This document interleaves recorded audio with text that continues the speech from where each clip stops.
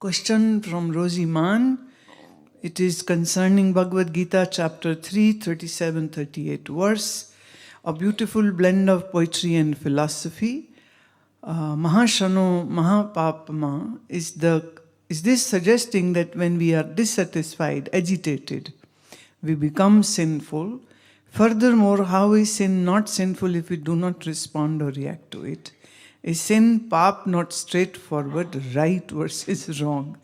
Now, right versus wrong is a very paradoxical thing, because every society has its own definition on what's right and what's wrong. Like polygamy is right for some and monogamy is right for some. So you can't say what's right, what's wrong. Those people, those culture, those religion who put a stamp, this is right, they think it's right. But the truth is, in Sanatana Dharma, in Arya Samaj, in Sikhism, in Jainism, in Buddhism, alcohol or wine is not acceptable in any form. Now, in Buddhism, if we say there is one section which eats meat, egg and everything, and there is one section of Buddhists who don't. Now you will be surprised that in China, there is a region where the monks are totally vegetarian. I was in that area, Lobjiang, and they have the Shaolin monastery there. And they are the ones who invented this, how to separate the gluten out of the wheat. And they wash the wheat dough so many times and they bring out, all the gluten is out, what is remainder is a pure protein.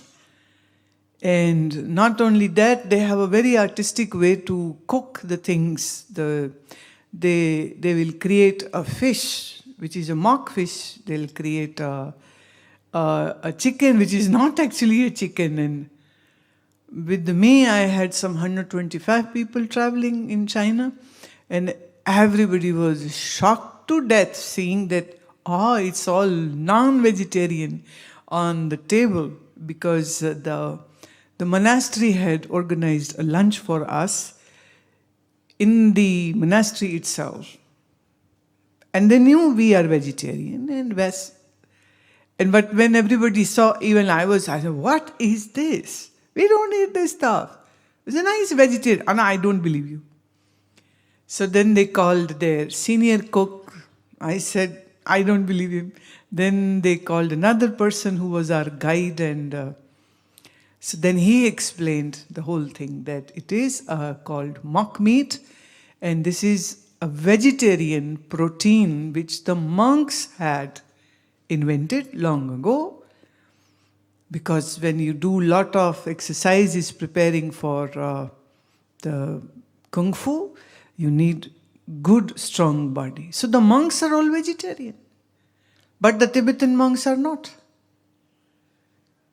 So in Buddhism, there is one section who says it's okay to eat meat, and there is one section, no, it cannot. Like when Karmapa came here to visit me, we specially made all Chinese dishes, vegetarian Chinese dishes for him, thinking that he might not appreciate what we eat. And when we sat down to eat, and I said this to him, and he said, I eat no garlic, no onion. I am a Brahmin type monk. I said, what? I said, okay, then you eat our food, what we will eat. He said, that's the whole point. So all those fried rices, etc., was left on the side, and he ate dal chawal with us, with roti, sabji and everything. Absolutely the same food what we eat. And he said, my monks and my monastery people say that we are all meat eaters, and how come you are the one who is not? So he was trying to change his monks to be vegetarian. I don't know what's the condition now, but that's so what's right, what's wrong? But when Gita says Paap, sin, it's not that what you understand morally or legally. No.